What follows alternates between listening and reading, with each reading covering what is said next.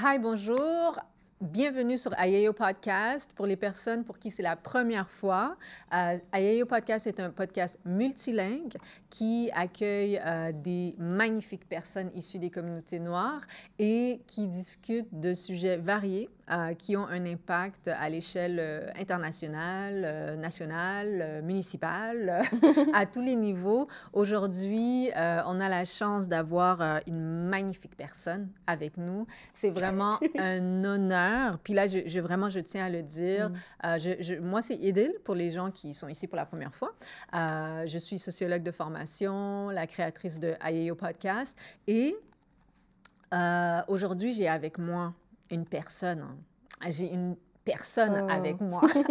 J'ai une très, très belle personne. Je vais la laisser se présenter, mais je veux vous expliquer pourquoi c'était tellement important pour moi d'avoir Caroline Souffrant ici avec nous aujourd'hui. Caroline, c'est une femme noire, jeune femme noire d'origine haïtienne, très fièrement haïtienne, qui a une expertise en service social, travail social, et que je suis depuis des années parce qu'elle fait un travail public rarement fortement public porté par des femmes noires au Québec.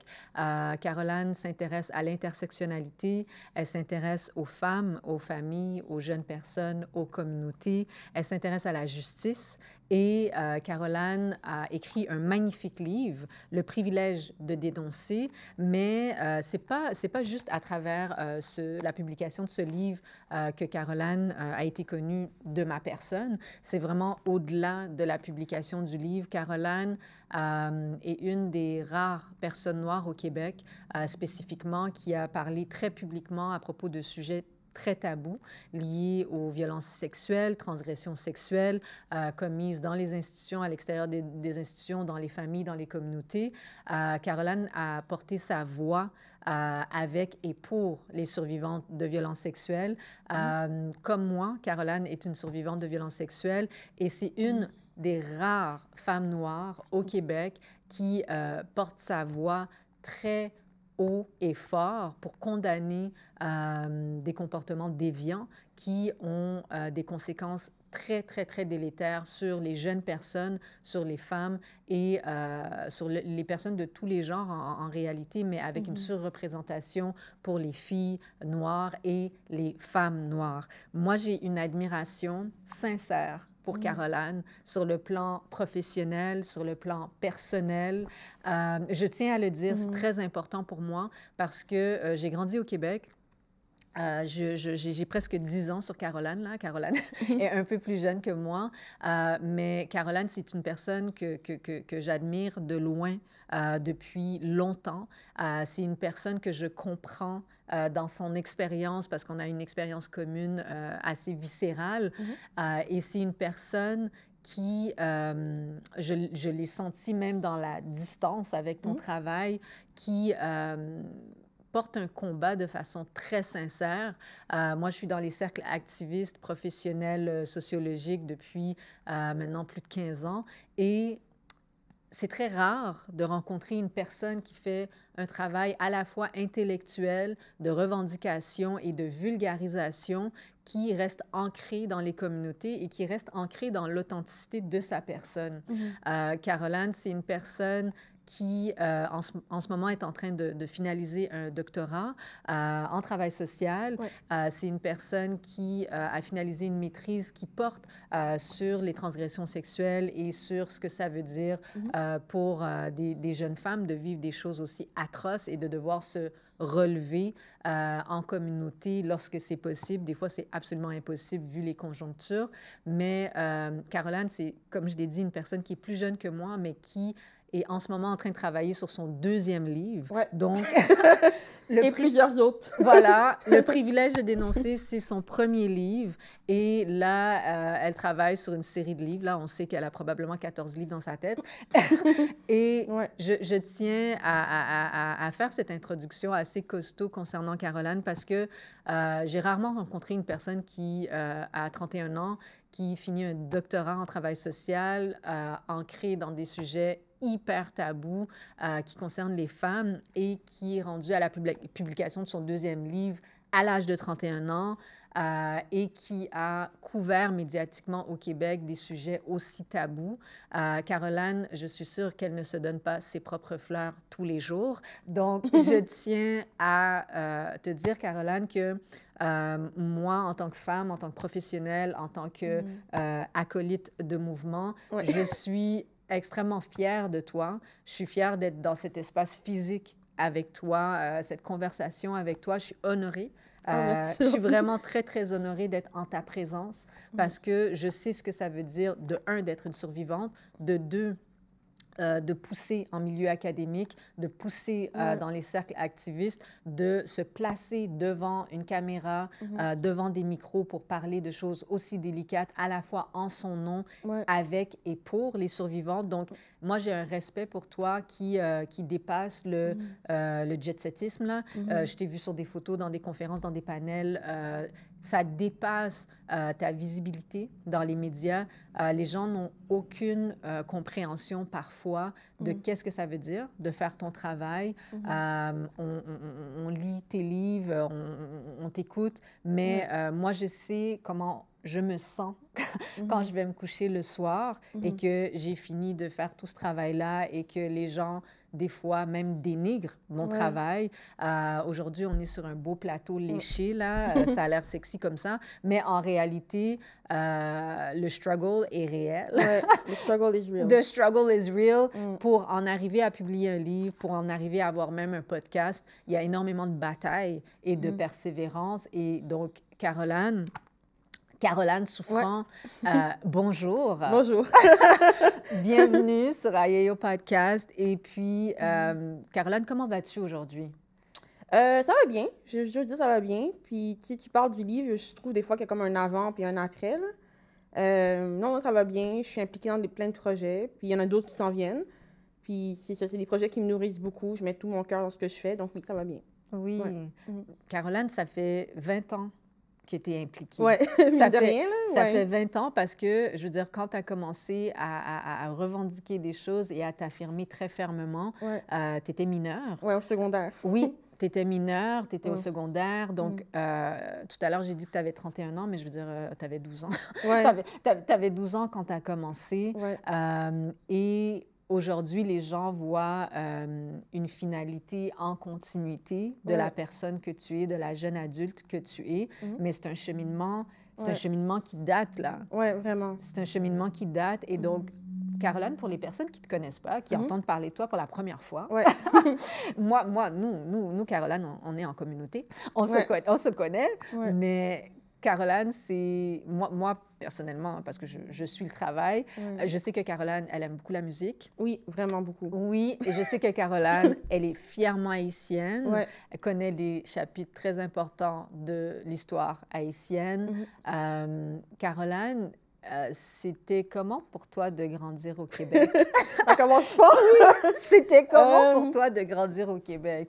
Ben, tu sais, je suis... Bon, ça recommence. Mais moi, tu sais, je suis une enfant qui était vraiment très, très, très tenace. Mais j'ai pas tant de mérite parce que je n'étais pas consciente tout à fait de comme, tout ce que je portais sur mes épaules. Il y avait beaucoup de naïveté, mais comme de la force dans cette naïveté-là. Fait qu'il y a beaucoup de choses que je n'étais juste pas consciente. Puis c'est à 31 ans que je réalise ça avec un recul. Je suis comme, oh mon Dieu, j'étais forte pour une petite fille de 6 ans, de 10 ans et tout. Je te dirais que grandir ici, c'est beaucoup... je me sentais comme si on voulait me mettre en boîte. En fait, dès que j'ai commencé l'école, j'ai senti tout de suite un décalage entre comment moi je me percevais et comment les autres me percevaient. Donc, si on m'a tellement dit que j'étais pauvre, il y avait beaucoup de dénigrement et tout, mais moi, je me sentais pas comme ça. Fait que j'étais toujours un peu étonnée qu'on me parlait de comment tu as grandi dans tel quartier et tout ça, mais moi, c'est pas comme ça que je me définissais. Je me suis jamais... quel quartier, si on peut savoir? Ben, dans le fond, c'est un quartier, on va dire... on dit que je vivais dans le ghetto, en fait. Je ne vais pas trop donner de détails, là, mais je t'ai vue comme une personne qui était en déficit, en fait. Puis moi, je ne me sentais pas comme ça. Je ne me suis jamais sentie comme ça. Fait que très rapidement, j'ai dû apprendre à comme advocate pour moi-même parce que j'ai compris que comme on n'attend rien de quelqu'un comme moi. Ça a été clair, comme je ne peux même pas dire quel âge. Là. Assez rapidement. Ouais, mais au moins, je connaissais ma valeur. Fait que ça m'a beaucoup aidée. Fait que quand je me faisais dénigrer, il y avait beaucoup ce côté comme c'est vous qui savez pas qui je suis, genre. Vous me regardez pas comme il faut. Vous me sous-estimez, vous allez voir. Tu sais, il y avait beaucoup ce côté-là déjà quand j'étais enfant. Mais c'est sûr que de sentir, c'est comme un poids qu'on veut te mettre sur tes épaules, puis tu le sens, là, comme du mépris, du dénigrement. C'était vraiment quelque chose qui était quotidien dès que je sortais de la maison, en fait. Ouais. Mais au moins, je connaissais ma valeur, fait que ça m'a beaucoup, beaucoup aidée. Puis j'étais une enfant qui lisait beaucoup, fait que la littérature, ça m'a vraiment sauvée, mine de rien. Beaucoup de musique aussi. Je jouais de la guitare quand j'étais enfant. Fait beaucoup de concerts à l'école et tout. Une enfant qui était un peu solitaire, j'avais pas beaucoup d'amis, mais les rares amis que j'avais, il y en a une qui est encore dans ma vie aujourd'hui, là, puis je me rappelle, on avait genre 13 ou 14 ans, en secondaire 2, puis elle m'avait dit genre que être amie avec moi, ça lui donnait confiance en elle. Puis elle restait toujours collée à côté de moi, puis ça fait comme déjà, elle était encore là la personne, fait que même si c'était pas populaire d'être associée avec moi, fait que les rares amis que j'avais, ils me disaient ça, que ça leur donnait de la force d'être amie avec moi, mais moi j'étais comme une jeune, je comprenais pas trop qu'est-ce qu'ils voulaient dire, mais j'ai eu des gens qui m'ont vue avant que je me voie moi-même, je pourrais dire ainsi. Puis aussi, mes professeurs m'ont beaucoup aidée dans mon parcours, comme de la pré-maternelle jusqu'à aujourd'hui, mes profs ont toujours cru en moi, ils m'ont toujours dit. J'ai eu beaucoup de profs qui m'ont défendue devant la classe souvent, qu'on riait de moi. Il y a des phrases qui m'ont dit, je me rappelle jusqu'à aujourd'hui. Mais pourquoi ils riaient de toi, si je peux demander? Parce que je vois pas comment on pourrait rire de toi. Je sortais beaucoup du lot. Donc, j'étais en PEI, donc c'est comme un programme, il faut faire un test pour rentrer, parce que tu as comme la facilité à l'école et tout. C'est comme un programme enrichi? Oui, à l'école publique. Mais même là, c'était comme... On me voyait trop. Je sais pas comment expliquer. Puis j'étais dans une école qui était très multiethnique. Ma classe, il y avait des gens de toutes sortes de cultures. Puis même à ça, c'était comme... On voyait qu'il y avait quelque chose de différent. Tu sais, les enfants venaient me voir et disaient « Toi, t'es pas au même niveau que nous autres. » Il y a des jeunes qui me disaient ça, là. Fait que... C'est-à-dire, ils te voyaient comme différente. Je sais pas comment expliquer. Ouais. Mais moi, c'est juste placer le contexte. Parce que moi, j'ai grandi dans la petite Bourgogne. C'est un quartier que les gens considéraient comme un ghetto. Alors que, je veux dire, c'est là que j'ai évolué. C'est là que je suis devenue une femme. Puis c'est quand je suis arrivée au cégep que j'ai vu des Blancs. J'ai comme, hey, il y a des Blancs au Québec. Mais moi, ils étaient minoritaires dans ma salle de classe entre l'âge de 5 ans et 20 ans. Je veux dire, les Blancs étaient minoritaires, donc je ne sais pas, toi, si ça a été l'inverse, s'il y avait comme des personnes noires ou du moins racialisées au primaire. Oui, il y en avait beaucoup. Puis même, je te dirais, en fait, moi, j'ai fait la prématernelle au Québec, puis je suis entrée en sachant déjà lire. Fait que ma professeure de l'époque, Madame Nathalie, je ne sais pas si elle est encore là, je la salue, elle avait demandé à ma mère que je lise des livres à la classe, parce que j'étais dans la classe puis je faisais rien, genre, comme je savais déjà lire. Fait que j'avais accepté, fait que je lisais des livres à la classe, puis... Fait que j'ai eu beaucoup de profs qui ont fait des petites choses comme ça pour moi, parce que c'est comme si j'étais là, mais j'avais pas rapport dans le décor, là. Mais je pense que si je peux me permettre, là, c'est comme t'étais une jeune fille noire, pas claire de peau, très intelligente. Comme il n'y a personne au Québec qui a une place pour toi. C'est vrai ce que tu veux dire, c'est comme il n'y a pas de place pour comprendre. Il n'y a personne qui aurait pu faire quelque chose pour moi. C'est comme il faut que je trouve mon chemin, vraiment. Oui, mais la réalité des choses, c'est que si ton nom, ça avait été Julie Charon, puis que tu avais les yeux verts avec les cheveux châtains, puis que tu étais brillante, on t'aurait showcase. On aurait dit, hey, mais pourquoi tu n'es pas comme Julie? Mais là, être comme Caroline, puis se démarquer et être comme Caroline au Québec, à l'école primaire, à l'école secondaire. Maternelle et tout ça, parce que c'est ce que j'entends, c'est comme les gens ne savent pas quoi faire avec ton intelligence, avec le fait que tu arrives puis que tu te démarques et que, en fait, ce qu'on devrait faire, c'est te renforcer positivement, te mettre de l'avant, puis te dire, Caroline, c'est l'exemple à suivre et tout ça. Parce que quand je t'écoute, moi, je pense à mes expériences personnelles quand j'étais à l'école primaire. Moi, ma mère est prof, donc j'étais comme l'étudiante modèle, là. J'étais vraiment là, j'arrivais, j'étais toujours là, assise devant la première. Le prof postillonnait sur moi, puis moi, j'étais là, j'étudie, je suis sérieuse. Puis j'étais cette étudiante-là. Et les profs blancs, tous les profs que j'ai eu au primaire, tous blancs dans un quartier très noir. Et ils n'arrêtaient pas de dire à ma mère, il dit, elle est tellement brillante, elle est tellement... Comme s'ils étaient étonnés. Exactement. Comme s'ils étaient étonnés que j'étais intelligente. Je comprends donc, ce que tu veux dire. Quand je t'écoute, je suis comme, OK, tu essaies de trouver ta place dans tout ça, Tu essaies d'être comme Caroline, la jeune fille qui a le droit d'avoir 12 ans, 13 ans, qui a le droit d'être brillante, puis qui n'est pas reçue, en fait, d'une façon normale et apaisée.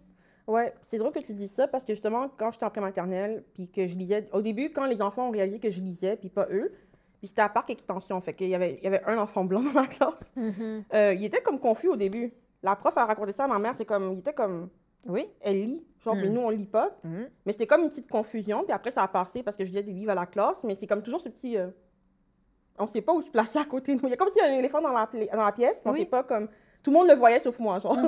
C'est un peu ça, ma vie, en quelque sorte. Oui, ouais, vraiment. Puis tu sais, en t'écoutant, j'ai eu la même expérience que toi, Caroline. Je veux que tu le saches parce que les gens ne savent pas où te mettre, là. Tu sais, ils savent pas... Il y a une boîte, là, puis toi, tu ne fites pas dans la boîte. Et là, il faut que tu te battes. Il ne faut pas que tu t'invalides toi-même dans ta tête. Et moi, je sais que ma bouée de sauvetage, ça a été ma mère.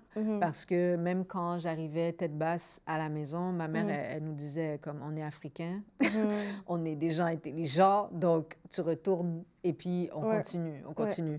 Donc, pour toi, de faire ce chemin-là en tant que jeune fille, jeune adolescente au Québec, de savoir, toi, tu savais dans ton âme et dans ton cœur je connais ma valeur, que tu étais brillante, voilà, tu le savais, là, tu fais ton chemin, tu fais ton bout de chemin, tu as tes amis, tu as tes gens, puis dans le livre, Le privilège de dénoncer, ben, tu parles d'un événement qui a comme vraiment marqué ta vie en tant que jeune personne. Tu discutes de à quel point les adultes ont failli à leurs responsabilités. Tu l'explicites de façon extrêmement claire que tu as été active dans une organisation jeunesse sportive, si je ne me trompe pas. Puis, c'est dans ce contexte-là que tu as vécu cette violation sexuelle et que les adultes ne se sont pas regroupés autour de toi pour te protéger, pour te croire, pour t'entendre et pour qu'il y ait des conséquences vraiment adaptées pour les personnes, parce que, bon, c'est pas juste la personne, c'est les personnes, l'organisation, les complices institutionnels qui ont permis que, je veux dire, ils normalisent la violence pour une jeune fille noire comme toi. Exactement. Tu l'explicites très bien dans le livre, tu l'exprimes extrêmement bien. J'invite vraiment les gens à se procurer ce livre-là, à le lire, parce que c'est un livre qui... la façon dont le livre commence, c'est vraiment tous les affects possibles qui peuvent exister pour une survivante de violences sexuelles qui est laissée tomber dans son processus de guérison, dans son processus de dénonciation et dans son processus d'affirmation de sa personne. Tu l'explicites super bien, Caroline. Pour moi, c'est impressionnant la personne que tu as pu devenir dans le contexte de cette expérience. Parce que ça, c'est une expérience qui brise des jeunes à jamais. C'est une expérience qui peut mener des jeunes au suicide. Il y a des jeunes qu'on a perdus à cause de ce genre d'expérience-là. Toi, Caroline, ton parcours est, selon moi, hyper particulier parce que non seulement tu as vécu ça, non seulement tu es une jeune fille noire dans Parkex.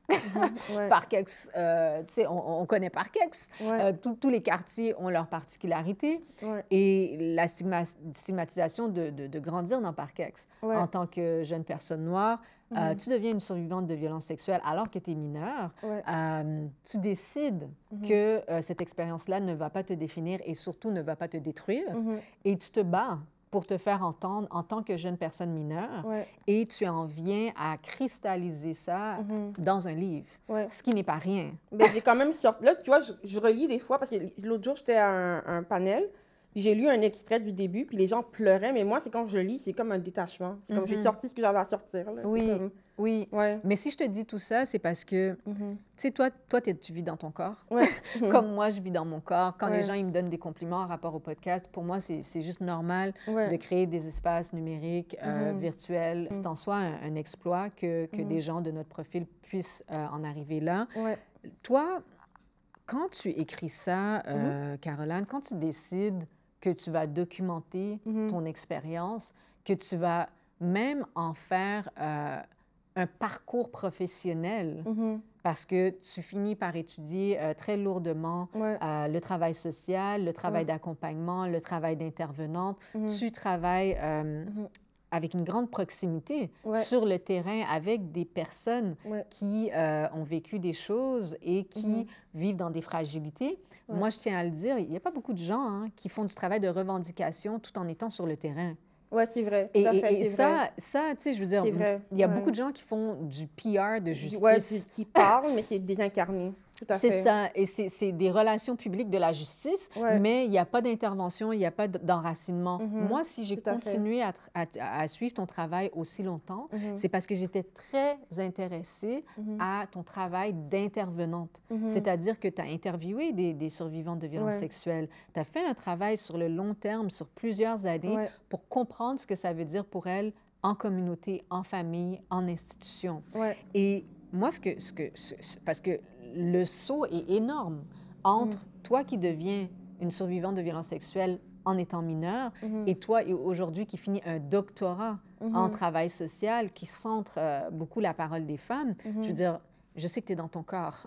Ouais. Tu es dans ton Parce que corps. moi, je réalise, mais je réalise pas vraiment. Mais c'est pas rien. Ouais, C'est vrai vraiment que pas rien. Puis Ouais. j'aimerais juste que tu nous accompagnes dans ton élan, tu sais, en tant que jeune personne, 12-13 ans, puis quand tu décides que tu vas aller au cégep, quand tu décides que tu vas aller à l'université, quand tu décides que tu vas en faire ton cheval de bataille, Ouais. de comprendre ces choses-là, c'est quoi le feu, en fait, c'est le moment où tu décides que, OK, ben ça, moi, ça, là, ça va être mon cheval de bataille. Qu'est-ce qui s'est passé exactement? Ben, c'est sûr que quand j'étais en PEI, ben, on doit faire du bénévolat obligatoire. Fait que ça a commencé comme ça, mais moi, j'en faisais plus que ce qui était demandé. C'était rendu comme une blague, là. Caroline, Amnesty International, Caroline fait du bénévolat. C'était rendu une blague dans la classe, parce que moi, je le faisais de bon cœur, là. J'étais contente de sortir de l'école puis d'aller voir des gens. Fait que ça a commencé tranquillement comme ça. Puis j'ai toujours eu un intérêt pour les humains. Moi, je n'étais pas bonne en mathématiques, je n'aimais pas la chimie, je n'aimais pas la physique.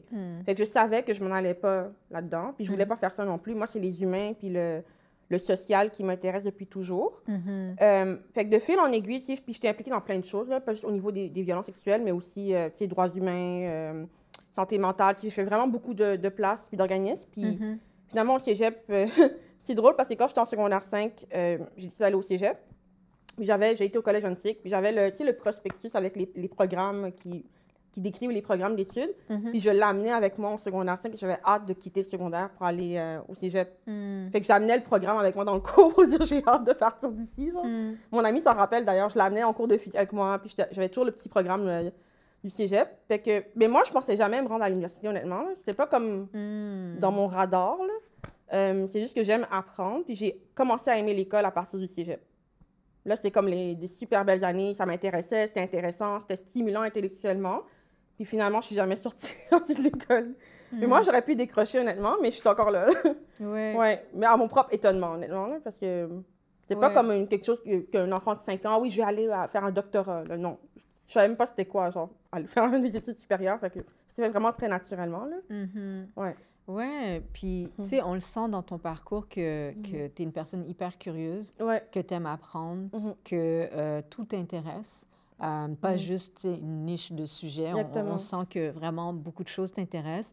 Quand tu décides d'approfondir intellectuellement certaines réflexions, c'est sûr que tu te ramasses dans des cercles activistes, tu te ramasses dans des cercles de mobilisation et tout ça. Comment ça a été ta transition vers le collège, l'université, puis ces cercles plus politiques, parce que tu as fini dans des cercles très politisés, très politiques, avec une grande visibilité, surtout particulièrement 2017 avec le mouvement #MeToo créé par une femme noire qui a été cooptée par les médias et par d'autres mouvements féministes plus blancs. Tu as été une porte-voix, en fait, en quelque sorte, durant ce moment-là.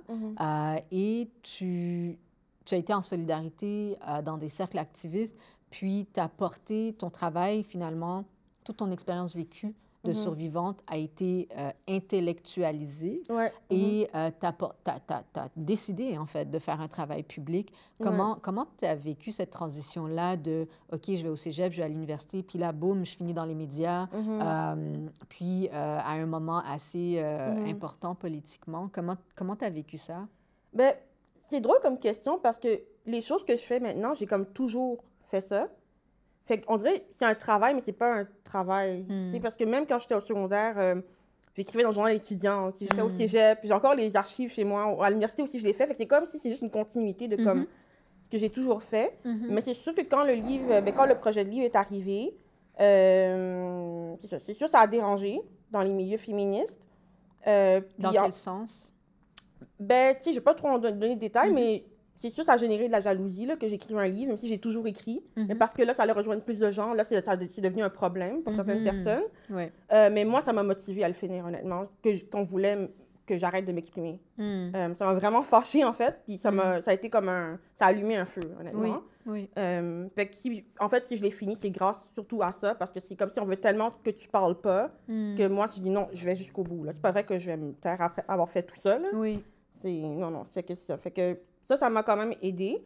C'est sûr que maintenant, je te dirais, je suis un peu plus éloignée des milieux activistes. Je suis encore là avec certains groupes et tout, mais vu que j'ai vécu des choses difficiles dans ces espaces-là, je me suis éloignée un peu pour me préserver. Oui, Ouais. oui. Non, je comprends. Parce qu'aujourd'hui, tu sais, je veux dire, tu es chargé de cours à l'université, tu es en train de finir un doctorat, tu enseignes à l'université et tu continues à écrire sur des plateformes médias québécoises. Oui. Et donc là, tu es vraiment comme dans le gros de ta vie professionnelle, puis tu es capable de t'exprimer et d'être entendu à une échelle, je dirais même internationale. Oui, c'est vrai, mine de rien, tu le dis, mais c'est vrai. Oui. Il y a des gens, il y a des pays où ils lisent mon livre, puis j'ai jamais été dans ces pays-là. C'est ça, mais même tes articles, les articles que tu publies sur des plateformes médias québécoises. Donc là, tu sais, je sais qu'il y a beaucoup de choses qui sont loin derrière pour toi.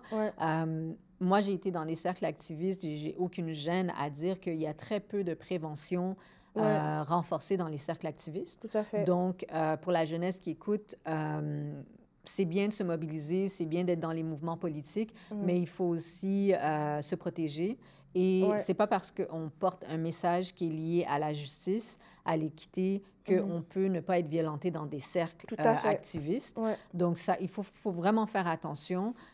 Malheureusement, les cercles activistes, c'est des cercles qui sont très peu régulés de par la nature de l'activisme. Mais moi, en sociologie, je m'intéresse énormément à la prévention en communauté. Et je me dis que si on doit se battre et continuer à avancer pour plus de justice, ben, il faut déjà qu'on regarde à côté de nous, à savoir est-ce que les gens sont bien. Oui, ou même soi-même aussi. Oui, oui. Ça devient beaucoup une affaire d'ego aussi, souvent, malheureusement. Là. Oui, ben c'est ça, comme dans tous les milieux. Exactement. Je veux dire, comme dans tous les milieux où il y a des êtres humains, il y a des égos, même dans les cercles féministes où il y a beaucoup de femmes. Tout à fait. Moi, je sais que la petite histoire, c'est que j'ai grandi avec des garçons. Puis moi, les jeunes filles, les jeunes femmes, c'est seulement à l'extérieur de la maison que j'avais un rapport avec les filles puis avec les femmes. Et quand je suis arrivée dans les cercles activistes, c'est là où j'ai vécu comme mes premières violences venant de femmes. Moi, j'idéalisais énormément mon rapport aux femmes. J'avais tellement comme pas de sœur à la maison que j'étais comme je veux des amis filles, je veux des amis femmes. Puis j'idéalisais vraiment comme le fait d'être en relation avec d'autres femmes, en amitié, professionnellement. Puis à mes premières années en milieu activiste, j'ai été très naïve, je dois le dire. J'ai été extrêmement naïve de penser que parce que je suis dans des cercles féministes de femmes, que je ne me ferais pas saccager. Mais moi, ça venait, comme dans mon histoire personnelle, ça venait d'un endroit où j'avais pas beaucoup de filles autour de moi. J'avais mes frères qui ne voulaient pas passer la manette de Nintendo.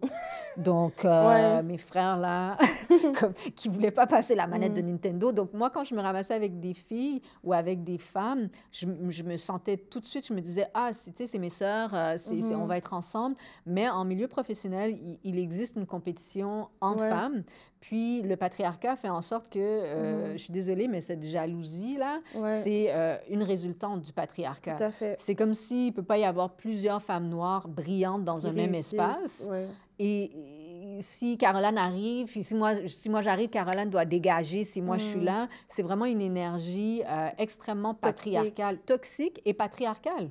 Parce que l'idée que deux femmes noires peuvent pas s'asseoir ensemble, discuter, puis se valoriser entre elles. Tout à fait. Moi, je veux devoir réussir, Caroline. Même si tu passes devant moi, je suis comme, let's go, girl. Ouais. Moi aussi, je suis comme ça, ouais. Vas-y, vas-y, vas-y. Tout à fait, Puis, ouais. tu sais, je vais te dire, là, j'ai 39 ans. Mhm. Moi, je n'ai pas de doctorat, je n'ai pas publié un livre. Mais je suis capable d'être là, assise avec toi, puis d'être contente pour toi. Ouais. Tu es plus jeune que moi. Mhm. Tu sais, d'un bon 9 ans, 8 ans. Ouais, 31. Je pourrais Ouais. avoir du ressentiment. J'ai jamais fait là ce que Caroline, elle a fait. Mais au contraire, je suis vraiment très contente pour toi. Je suis très, très, très heureuse de savoir que tu réussis dans tout ce que tu veux faire, même si ça veut dire que tu arrives à faire ça avant moi. Puis ça, c'est quelque chose dans les milieux activistes. Ouais. Moi, j'ai été choquée par ça. Ouais, moi aussi. J'ai été choquée. Ouais. Comme j'aime dire, j'ai été choquetée. J'ai pas été choquée, j'ai été choquetée. J'ai été choquetée par ça. Ouais. Ouais. Mais moi, tu sais, j'ai été naïve longtemps parce que, justement, moi, je suis très... Mais vu que je connais ma valeur, j'envie pas vraiment les gens. C'est pas un sentiment que je connais beaucoup. Puis moi, naïvement, je pensais que tout le monde était comme moi. Là. C'est très naïf, là, mais... Tu sais, je peux même pas me souvenir quand j'ai déjà senti jalouse de quelqu'un. Comme on dit, ça fait pas partie de comment je fonctionne. Fait que des fois, j'étais assise à côté d'une femme pendant des années, puis j'ai jamais vu que la personne m'enviait. Là. Comme c'est naïf. Quand je dis ça, les gens rient, là, parce que quand je suis naïve. Oui. Mais là, je maintenant, pense pas je que suis tu sois moins. naïve, Caroline. Je pense juste que tu incarnes tes valeurs Mais de justice, d'équité, puis de volonté, d'ouverture. Donc, tu les incarnes. Donc, tu t'attends pas à ce que non, les je gens te m'attendais pas à ça. saccagent. Non. Non. Fait que, oui, c'est ça. Fait que ça, il y a des choses que j'ai juste pas vues parce que je me disais, ben, la personne est comme moi. Là. On dirait que ça m'a même pas traversé l'esprit qu'on puisse être jaloux de moi ou qu'on puisse avoir peur de moi. Mais il y a tellement de gens qui me le disaient, là, mais c'est comme si je minimisais parce que comme je me prends pas tant au sérieux que ça, moi, ça fait longtemps qu'on me dit, toi, tu vis de l'exclusion. On fait semblant de pas te voir, mais on te voit. Tu passes pas inaperçu, mais ça fait longtemps qu'on me dit ça. Même mes sœurs me disaient ça aussi, qui sont plus jeunes que moi en plus. Mais c'est comme si, genre, oui, mais c'est comme si ça me passe au-dessus de la tête. Je prenais pas vraiment ça au sérieux. Puis là, maintenant, je commence à comprendre que c'était vrai. Là. Ben oui. Mais ça a pris comme 30 ans pour commencer à comprendre. Ben écoute, mais je pense que tu avais aussi besoin de savoir, en tant que femme noire professionnelle, que tu étais en capacité d'atteindre tes objectifs. Moi, je ne veux pas parler pour toi, mais j'ai commencé à prendre en confiance extrêmement solidement quand je voyais autour de moi, c'est qui est capable d'aller chercher des subventions fédérales, provinciales, c'est qui est capable de créer des projets puis de payer d'autres femmes pour faire du travail. Moi, je regardais autour de moi puis je voyais pas beaucoup de femmes qui faisaient ça, même que j'en voyais pas du tout de mon profil, femme noire, sociologue. Donc, à un certain moment donné, il faut se regarder dans le miroir puis être comme « I'm dope ». Ouais, il faut juste avancer. I'm really dope. I'm really dope. Et puis, tu sais, c'est pour ça que, comme, tu sais, Caroline, moi, je tiens à le dire, tu es une des rares femmes noires foncées de peau qui fait un travail lié à la justice sociale et qui a des credentials et des vraies reconnaissances universitaires, professionnelles et médiatiques. Donc, je veux dire, tu vis dans ton corps, tu vis dans ta chair tous les jours, mais tu es une personne, tu es une référence pour beaucoup de gens. Ouais, c'est ça qu'on me dit des fois. Tu es une référence pour moi. Tu es une référence pour moi. Donc, à la fin, tu sais, à un certain moment donné, je pense qu'en tant que femme noire, il faut aussi vraiment en avoir rien à cirer. Ouais, en avoir rien à cirer de ce que les gens pensent, même si cette autre personne qui essaie de te ralentir, c'est une femme noire, parce que c'est une possibilité. C'est une possibilité. Toutes sortes de personnes. Toutes sortes de personnes pour plein de raisons, mais je pense que le fait d'être sous-estimé tellement longtemps dans son parcours fait en sorte que on s'attend pas à ce que les gens soient jaloux ou envieux. C'est comme c'est le underdog symptôme, comme le underdog symptôme de comme moi j'ai toujours été sous-estimée aussi, mais quand j'arrive puis que je me mets à parler ou que j'écris un truc, les gens sont comme ah ok elle réfléchit, elle est capable de réfléchir. C'est ça, mais c'est d'une tristesse. Mais c'est insultant un peu là, parce que c'est comme si comment tu me voyais genre. Ça veut dire que tu penses que t'attends rien de moi là, c'est ce que ça veut dire. C'est ça, c'est ça. Mais tu sais, je pense que ça nous prend du temps à arriver dans un espace où est-ce que on a une attitude de « j'ai pas besoin de me prouver ». Puis moi, Caroline, pour moi, tu n'as absolument rien à prouver à personne, à aucun niveau. Aucun niveau, parce qu'une femme de ton profil, venant du quartier d'où tu viens, avec des parents d'origine haïtienne, des grands-parents d'origine haïtienne, des gens qui sont issus de l'immigration, qui se sont battus pour que toi, tu puisses arriver là. Tout à fait, tu n'as absolument rien à prouver à personne. Même que people should bow down. People should be like, Caroline, Ouais, je comprends un peu ce que tu veux dire. Ouais. Non, non, non. Mhm. Et ça, malheureusement, on n'a pas l'énergie qu'on mérite quand on arrive dans les institutions. Tout Quand à tu es fait. accueilli sur des plateformes médiatiques, ces gens-là devraient te servir du café, te donner des fleurs et te demander Mhm. combien on te paye pour chaque mot que tu déposes dans Ouais. le micro. Tu sais, je veux dire, Mhm. c'est comme ça que tu devrais être accueilli Ouais. parce que il n'y a personne, il n'y a pas grand monde qui fait notre travail. C'est vrai, ouais. Et donc, tu sais, moi, je suis contente que tu aies pu cristalliser ta pensée Mhm. dans le cadre de mots. Mhm. Puis j'ai une question pour toi parce que je sais que tu aimes lire. Ouais. Je sais que tu aimes beaucoup lire. Je Ouais. sais que c'est pas pour rien que tu en viens à écrire ton deuxième livre maintenant. Ouais. C'est quoi la place que la littérature a eue dans ta vie, Mhm. dans la construction de ton identité? Tout. Mhm. Ça m'a sauvée, honnêtement, là. Si La j'avais pas eu littérature t'a ça, sauvée? ben, je le réalise avec le recul, Mhm. mais ça a été mon ancrage. Comme, moi, j'écris parce que je veux écrire, j'ai besoin d'écrire. C'est pas pour, comme, faire quelque chose de populaire. Ça n'a rien à voir. Comme, Mhm. c'est un besoin. Mhm. Puis que j'aurais publié un livre ou non, j'aurais continué d'écrire. J'ai toujours écrit. Mhm. Tu sais, puis, en fait, ça remonte quand même assez loin, mais ma grand-mère maternelle, tu sais, ils sont venus au Québec pendant la période de la loi 101.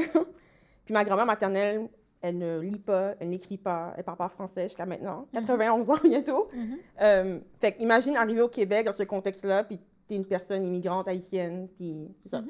Fait que ma mère, elle avait beaucoup peur que je vive ça. Ouais. Fait qu'elle disait, moi, je veux pas ça pour mes enfants, là, parce que ça amène vraiment beaucoup d'enjeux Ben oui. pragmatiques. Oui. Puis ma mère m'a beaucoup dit, quand j'étais enfant, si t'as faim, puis que je suis pas là, il faut le dire en français, sinon on va pas comprendre ce que tu vas dire. Fait que il y a eu vraiment comme un push vers le français.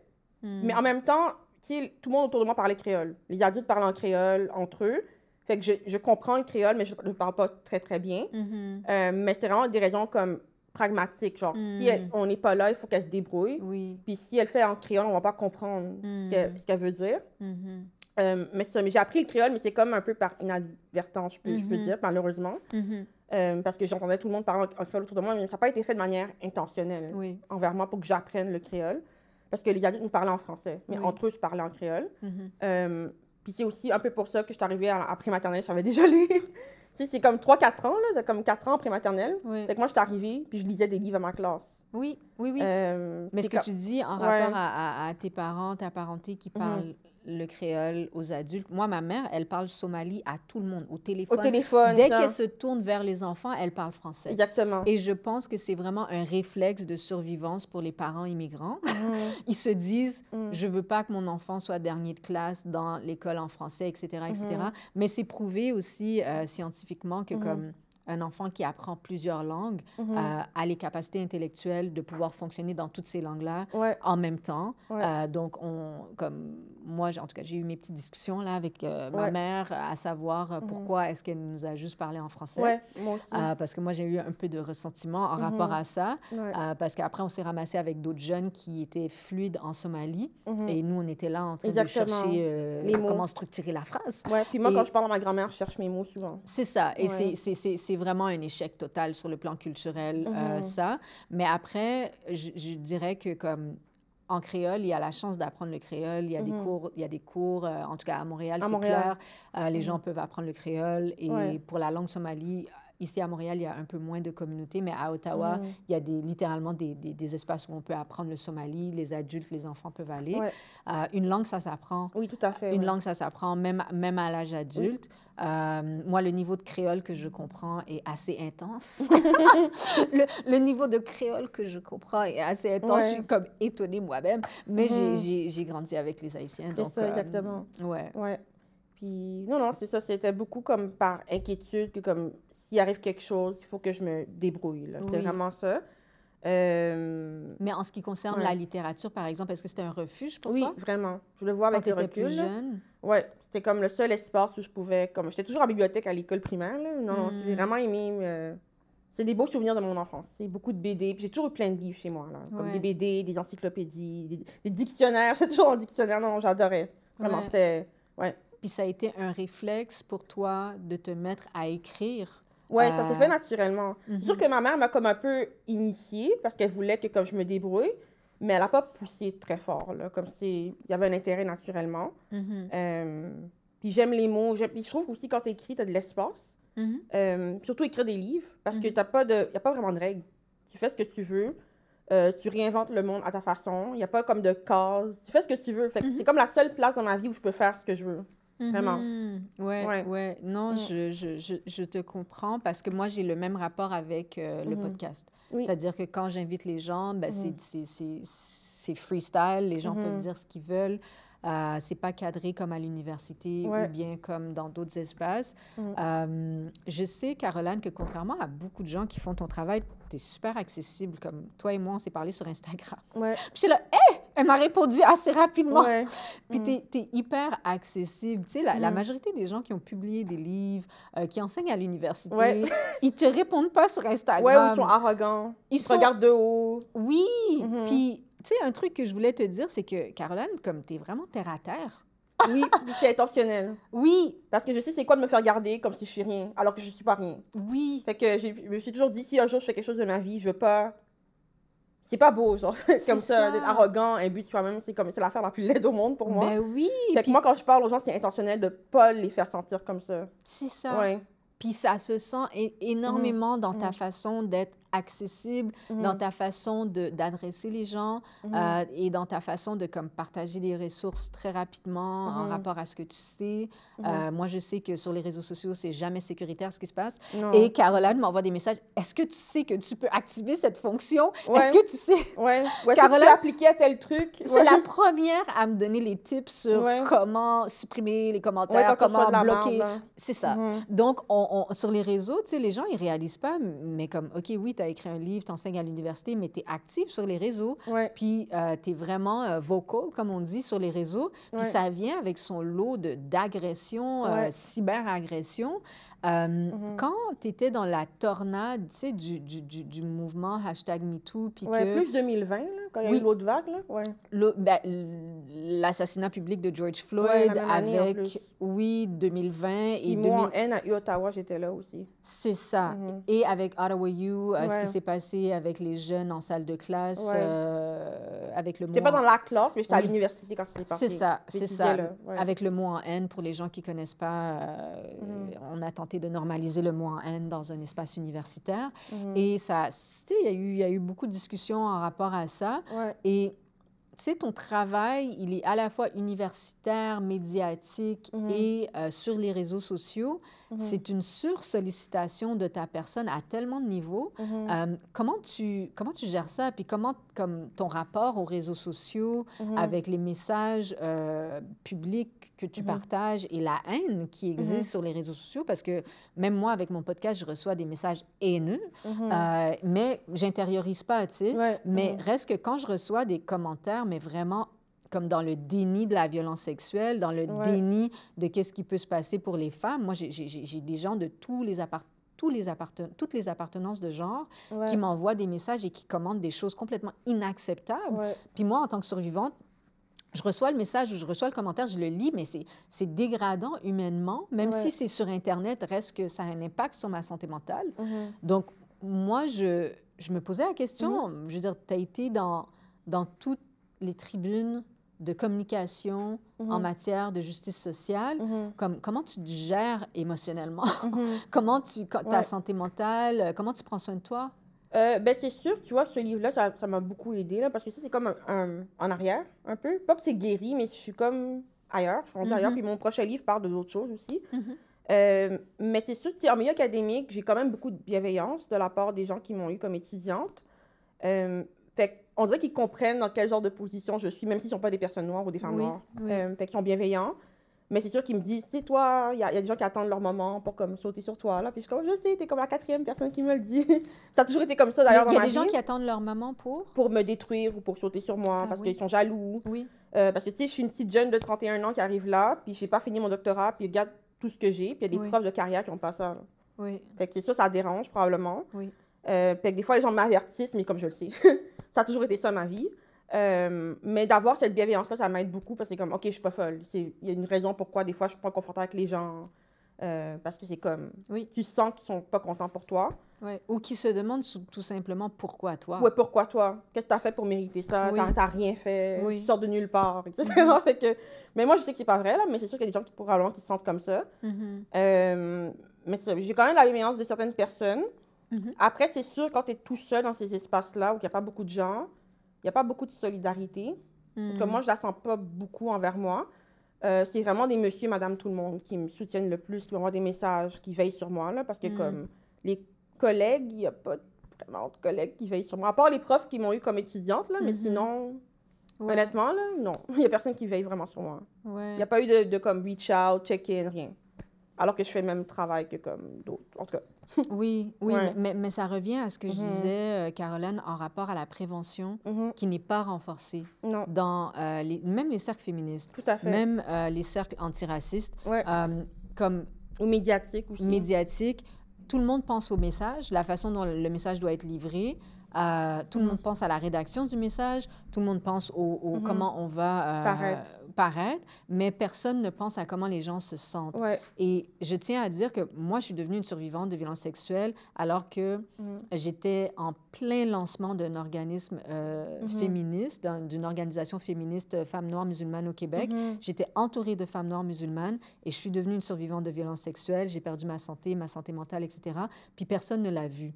Et ça, je tiens à le dire et je tiens à le répéter parce que c'est un miroir du déficit de prévention qui existe dans ces cercles. Et même quand ils savent aussi, ils font pas grand-chose pour toi aussi, honnêtement. Même quand ils savent que tu vas pas bien, il n'y a rien qui se passe non plus. En effet, je confirme que c'est vraiment ça, même celles qui Même ont... tu le dis, puis on te croit pas, genre, fait que c'est ça. C'est exactement ça. Puis après, c'est une dissonance cognitive énorme de faire ce travail et de se battre avec et pour les survivants de violences sexuelles ou les femmes de façon générale, puis qu'on ne prenne pas soin de toi. Et donc, moi, je vais t'avouer qu'en te voyant aller, puis je suis comme, Caroline, tu sais, je me suis posé la question, est-ce que Caroline est tenue? Est-ce que Caroline, il y a quelqu'un qui a des conversations avec elle pour lui rappeler qu'elle doit se reposer? Mais c'est sûr que je travaille beaucoup naturellement. Là, comme, oui, je me repose, mais c'est dans ma nature de... Même quand j'étais enfant, j'étais comme ça aussi. Oui. Puis j'ai beaucoup d'énergie. Fait que c'est comme ça que je gère mon énergie aussi. Mais après, est-ce que les gens veillent sur moi? Même quand des fois, je le demande à des gens, puis on t'écoute même. Puis comme si on t'avait rien dit. Genre. Fait que ça, c'est un peu plus poche, mais bon. Oui. Ouais. Oui, mais je pense qu'il faut qu'on travaille sur ça. C'est quelque chose sur lequel on doit travailler. On devrait pouvoir compter sur l'un l'autre si ça ne va pas. On devrait pouvoir arrêter la productivité professionnelle et humainement pouvoir prendre soin de l'une l'autre. Je ne vois vraiment pas à quoi ça sert d'être active dans ces cercles-là et de faire ce travail-là si c'est pour se déshumaniser entre nous. Être déshumanisé aussi. Être humanisé. Déshumanisé entre nous aussi. C'est ça. Donc, tu sais, c'est une conversation, je pense, qui est hyper importante qu'on pourra avoir sur un autre épisode, si tu veux revenir, sur des pratiques de self-care et de care en communauté. Comment est-ce qu'on fait pour continuer à faire ce travail, mais à se sentir bien? Parce que moi, je sais que après avoir créé Femmes noires musulmanes au Québec et avoir mis le collectif en suspens parce que j'étais la colonne vertébrale de ce collectif-là, j'allais chercher le financement, je serrais des mains avec des gens, puis le collectif commençait à prendre en expansion. Mais j'ai dû arrêter quand j'ai vu ma propre santé se détériorer et j'ai dû me choisir moi-même et dire au revoir à ce collectif ou bien à bientôt pour prendre soin de moi. Parce que personne ne prenait soin de moi autour de moi. Mais ce qui a été difficile émotionnellement, c'est de constater qu'on fait ce travail-là sans la conscience de prendre soin de l'une l'autre. Et je pense que cette conclusion-là, ça a été un apprentissage majeur dans ma vie de femme, de professionnelle et de personne qui essaie de faire bouger les lignes de beaucoup de choses. Moi, en tout cas, Caroline, je te le dis là publiquement, si tu as besoin de conversation, si tu as besoin de vent, si c'est vraiment sincère, c'est-à-dire qu'il faut qu'on puisse s'arrêter, se parler, On est très peu à faire ce travail-là. Ouais.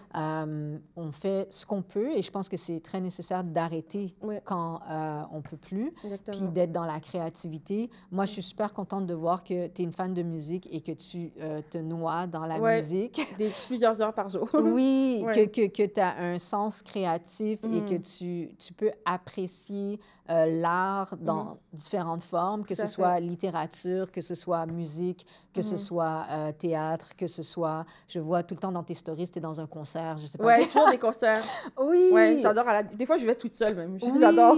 Ben, ça se voit que Ouais. tu te fais plaisir. Ouais. Puis ça, c'est vraiment comme, pour moi, c'est important. C'est même important que tu le mettes publiquement de l'avant, que tu sais te faire Oui, plaisir. tout à fait. Parce que c'est très important. Moi, je me fais plaisir. Moi, j'aime manger. Oui. Aller Non, dans mais des la restos. façon dont j'aime manger, j'aime vraiment beaucoup manger.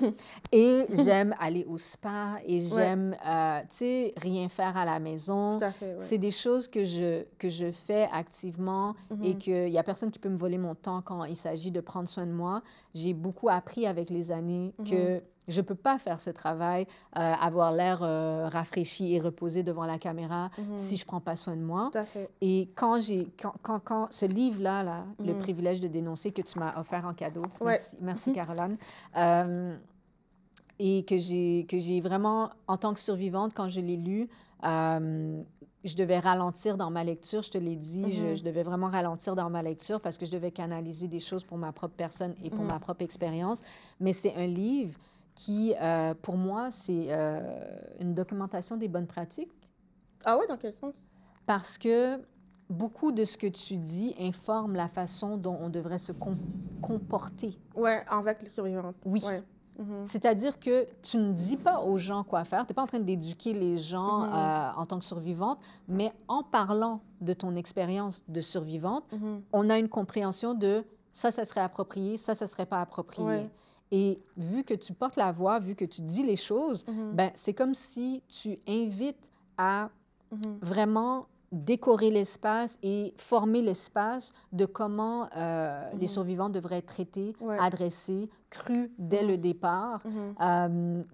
Puis surtout, les survivantes qui sont mineures. Oui. Parce que moi, je tiens à le dire, je suis devenue une survivante de violences sexuelles adulte. Ouais. Mon ex-partenaire abuseur qui a fait ce qu'il a fait, il a rencontré une femme dans toute sa gloire à 33 ans. Donc moi, quand je suis tombée, entre guillemets, quand j'ai vécu ce choc-là, j'étais une personne qui avait énormément d'outils dans sa tête, dans son corps. J'étais une femme qui se connaissait, qui se kiffait, qui était en amour avec elle-même. Donc, j'ai été capable de me relever. Il y a beaucoup d'indicateurs de probabilité qui faisaient en sorte que j'allais être capable de me relever parce que j'étais, comment dire, entre guillemets, une grande quelqu'un quand j'ai rencontré cette personne-là.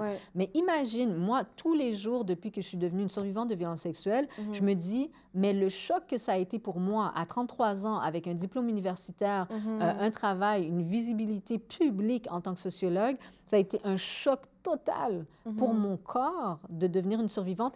Imagine pour une personne de 10 ans. Imagine pour une personne de 6 ans. Imagine pour une personne de 13 ans. Donc, moi, cette idée-là me hante de savoir que moi, j'ai vécu les vibrations dans mon corps et dans mon âme de ce que ça veut dire d'être transgressée. Et je me suis dit, une jeune personne mineure, et tu sais, je pouvais pas m'empêcher. Oui, adolescente. Je pouvais pas m'empêcher de penser à toi et toutes ces jeunes personnes qui ont vécu ça dans l'enfance. Ouais. Surtout qu'on vit dans un monde où on valorise pas beaucoup la parole des enfants de manière générale aussi. Fait qu'il y a un mépris envers les enfants déjà à la base. Fait que, ouais. C'est ça. Et donc, tu sais, Caroline, j'ai beaucoup pensé à toi. Je me suis dit, moi, j'ai une admiration à la vie, à la mort pour toi et pour ton travail parce que moi, j'ai vécu cette expérience de survivante en tant qu'adulte, en tant que femme qui avait énormément confiance en elle, en ses capacités, qui savait qui elle était, où elle voulait aller. Moi, quand j'avais 12 ans, 13 ans, j'étais en quête de moi-même profonde. Si quelqu'un était venu me déstabiliser de cette façon-là, je ne sais pas où je serais aujourd'hui. Honnêtement, je ne sais pas où je serais aujourd'hui. Donc, j'ai... en tant que sociologue et en tant que survivante, une admiration pour ta personne qui dépasse juste les mots. C'est-à-dire que quand je suis ton travail, c'est comme, tu sais, je te tiens. Je te tiens virtuellement, je suis là avec toi parce que je me dis que je ne peux même pas comprendre ce que ça veut dire d'avoir vécu ça en tant que personne mineure. Mais je peux littéralement comprendre à quel point ça m'a saccagé voracement d'avoir vécu ça à l'âge de 33 ans, avec un déficit de soutien communautaire, familial, institutionnel. Et je me dis que dans ce contexte-là, au Québec, parce que les gens qui écoutent ce podcast qui ne sont pas du Québec, les particularités québécoises, pour toi, Caroline, en tant que femme noire, qui, je veux dire, un haut niveau d'études, qui porte la parole depuis longtemps, mais qui est en contexte québécois. On a, voilà, les Rokhaya Diallo de ce monde qui sont en France. Oui, elle a signé la préface de mon livre. Oui, Rokhaya Diallo, merci pour la signature de la préface. Moi, j'aime beaucoup Rokhaya. Et en fait, ce que j'essaie de te dire, c'est dans le contexte du Québec, qui est très particulier. Il y a 4 à 5 de personnes noires au Québec. Une bonne partie de ces personnes-là sont à Montréal. Et je veux dire, au Québec, comme en France, il y a un déni total du racisme systémique.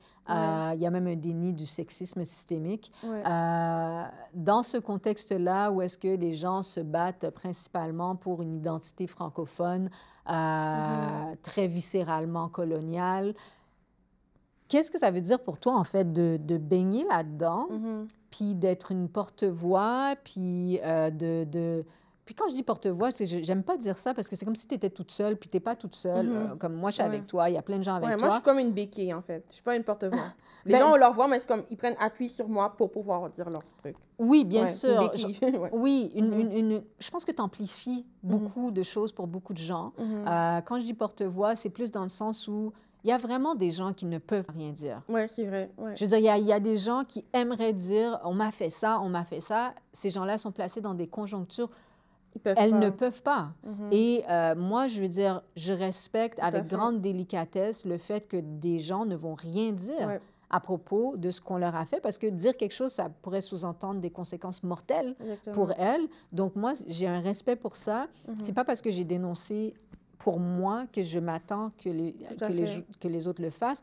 Mais c'est quoi pour toi, dans le contexte particulier du Québec, qui fait en sorte que c'est particulièrement difficile de faire ce travail au Québec en comparaison à d'autres endroits dans le monde? Mais en fait, j'ai l'impression que je suis née dans une société qui fait tout pour que je déteste tout ce que je suis. Fait que je suis toujours en train de comme... Tu sais, moi, le syndrome de l'imposteur, là, je peux pas l'avoir, là. Comme si c'est un privilège que je peux pas avoir parce qu'il faut juste que j'y aille. On va rien me tendre. Il faut que j'y aille, que je montre que je suis capable, que... fait que j'ai dû apprendre vite à comme, me défendre moi-même parce qu'on n'attend pas grand-chose d'une personne comme moi.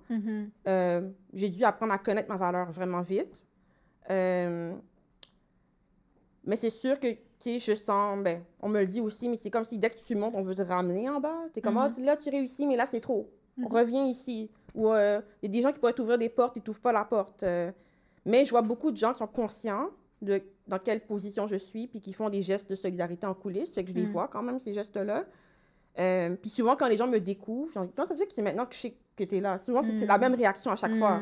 Puis ils réalisent, ça fait comme 20 ans que je suis là, puis ils sont comme, something's not right, you know, comme ça fait longtemps que je suis là, puis c'est comme si, des fois, le monde me dit, on sait pas que tu es là, mais je suis comme, oui, on sait, on fait semblant de pas me voir. Je pense que c'est plus ça qui se passe. Fait que ça, des fois, c'est un peu frustrant, parce que je sais qu'à compétences égales, ou même quand je surpasse les compétences, on me donne moins, ou je reçois moins, ou... Mais ça, c'est la vie, là. Je suis habituée. Mais c'est ça. Mais au moins, que le fait qu'il y ait des gestes de solidarité, ça m'aide beaucoup, parce que ça m'aide, OK, ça valide. C'est pas dans ma tête que comme je travaille très, très fort, puis je reçois comme très peu pour ce que je donne. Des fois, même pas un merci aussi pour ce que je donne. Des fois, c'est ça. Puis il y a très peu de solidarité professionnelle aussi. Ça, c'est quelque chose qui est assez dérangeant, mais bon, c'est la vie. Oui. Moi, je dirais même que c'est pas que c'est la vie. Ça devrait pas être Ça comme devrait pas être comme ça, mais c'est comme ça. Tu devrais être compensé pour ton travail, pour... je veux dire, tu fais partie du très petit pourcentage de gens qui vont avoir un doctorat.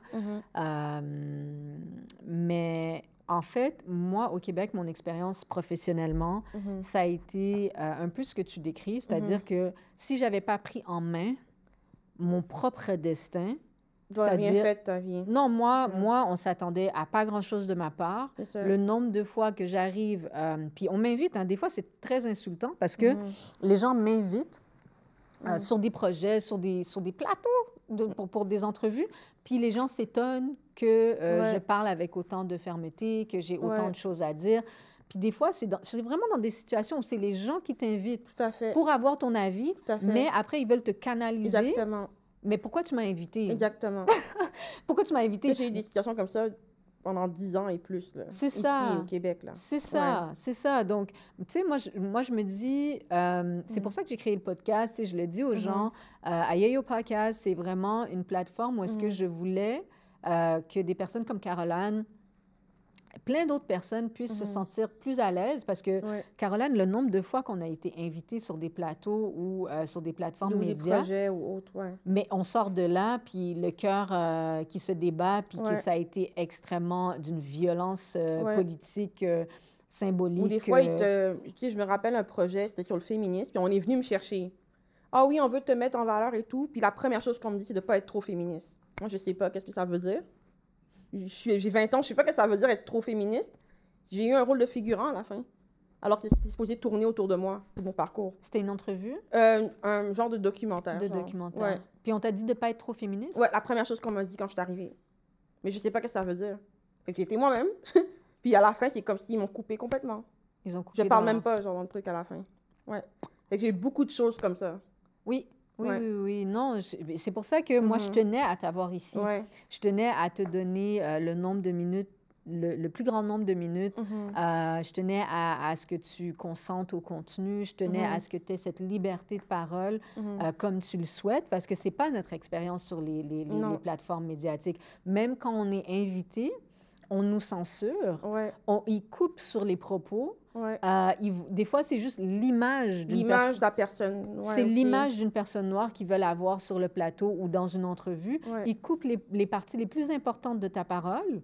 Et donc, moi, je me suis dit, non, si je dois pousser pour créer du contenu, pour créer des espaces pour des femmes noires, pour qu'elles viennent parler de ce qu'elles veulent discuter, ben, je vais leur donner carte blanche, même dans le montage, même dans ce qu'elles veulent pas mettre de l'avant. Donc, ça a été ça mon intention quand j'ai créé le podcast. Puis, c'est aussi le fruit de plusieurs expériences que j'ai vécues sur des plateaux. Moi, on m'a coupé la parole. Caroline, comme, t'invites une sociologue pour que la sociologue vienne donner son avis appuyé de statistiques, appuyé d'articles, appuyé de faits scientifiques, puis tu me coupes la parole. Puis, en plus, des fois, parce que particulièrement depuis 2020, l'assassinat public de George Floyd, toute personne noire est une personne avec une expertise sociologique sur le racisme. Alors que Caroline et moi, on est des gens, on a passé je ne sais pas combien d'années à étudier ça, étudier les statistiques. Puis là, ils invitent sur des plateaux des personnes noires qui, oui, ont une expérience de personnes noires, mais n'ont pas d'expertise en sciences sociales. Et donc là, ça donne tout un amalgame de propos et de discours. Et ils vont chercher des personnes noires qui vont dire des choses, qui adhèrent à leur agenda, souvent, malheureusement. Donc moi, quand je t'ai vue sur des différents plateaux, en train de parler de ton travail et tout ça, tu sais, je pouvais sentir, Caroline, que des fois, on te censurait. Ben oui, tout à fait. Puis ça me fait penser, à un moment donné, j'ai eu plusieurs fois, on m'a invité pour des trucs pour la persévérance scolaire. Puis on vient me chercher encore une fois. Finalement, tu sais, ils veulent pas de toi, mais ils te le disent même pas, ils te ghostent. Puis c'est fou parce que pendant tout ce temps-là, j'ai des enfants qui me contactent, qui trouvent leur chemin à moi de d'autres façons. Donc, juste pour que je comprenne, donc, ils te contactent, puis après ça, il n'y a pas de suite exactement. À l'invitation. Exactement. Oui, ça m'arrive souvent. Beaucoup de cas comme mais ça. c'est fou parce que eux, ils jugent que je suis pas inspirante, mais les enfants sont pas d'accord, ils me trouvent, puis ils m'écrivent. Ben oui. Fait que c'est ça. Oui. On sous-estime l'intelligence des gens, hein? Oui, Beaucoup. oui. Mm. Mais il y a beaucoup de performances, en fait, Ouais. dans le social et dans tout ce Mhm. qui est sciences politiques. Il y a énormément de performances de l'inclusion, entre guillemets, Ouais. performances de la diversité, entre guillemets. Mm. Au sein des communautés noires, il y a beaucoup de gens qui en ont marre d'entendre le mot diversité. Ouais. Il y a énormément de gens que quand ils entendent le mot diversité, vraiment, là, ils sont pas bien. Ouais. Parce que qu'est-ce que veut dire ce mot au Québec? Ouais. Qu'est-ce que la diversité veut dire au Québec? Mm. Au plus haut niveau de diversité au Québec, on parle de personnes blanches homosexuelles.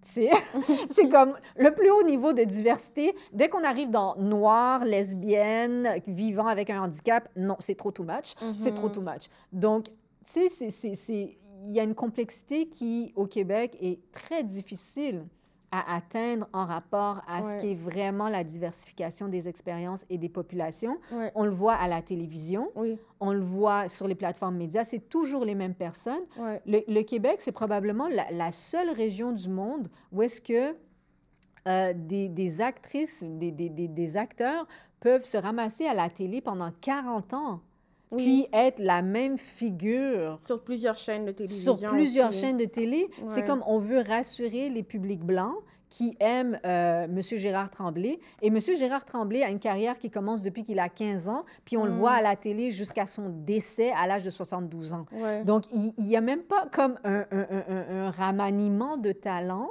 Il n'y a pas une compréhension de comme il y a différentes personnes, différents faciès, et il y a des gens qui sont là au Québec qui ne sont pas blancs depuis des générations, depuis même l'esclavage au Québec. Donc, moi, je veux dire, Ouais.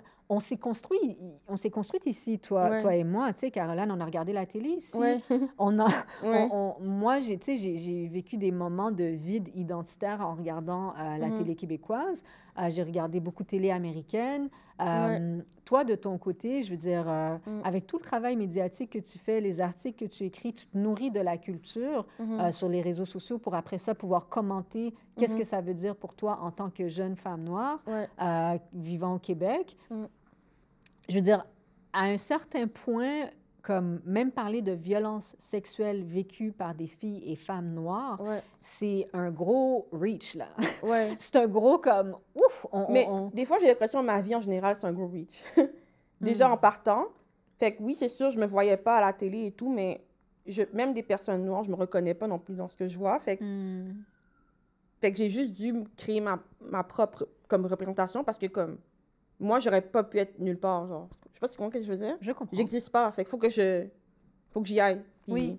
il y a pas quelque chose qui aurait pu être fait pour moi d'avance. C'est ça. Ouais. Et c'est pour ça, Ouais. et c'est pour ça que je répète que tes accomplissements, ta visibilité médiatique, la littérature que tu produis dans un contexte est quasi historique.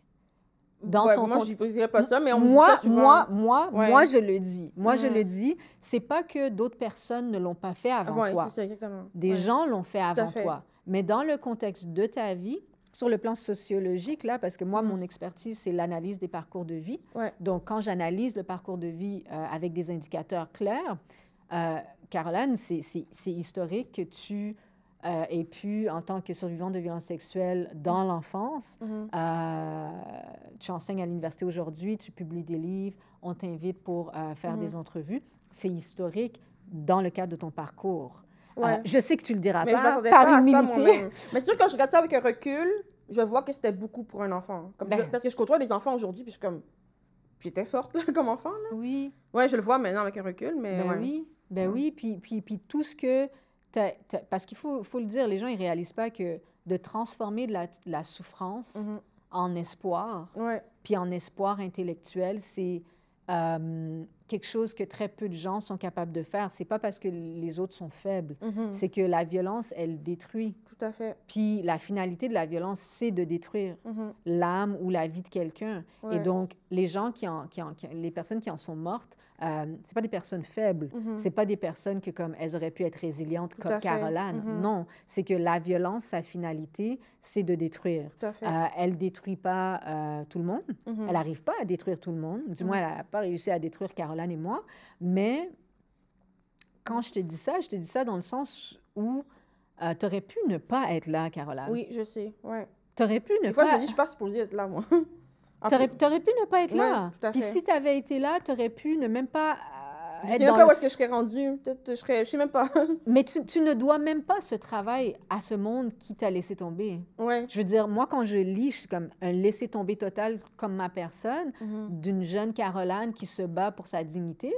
Et si tu passes de l'autre côté de la clôture, tu ne nous devais même pas ce livre-là. Tu ne nous devais même pas, dans cette société qui t'a laissé tomber, toutes tes contributions culturelles et intellectuelles.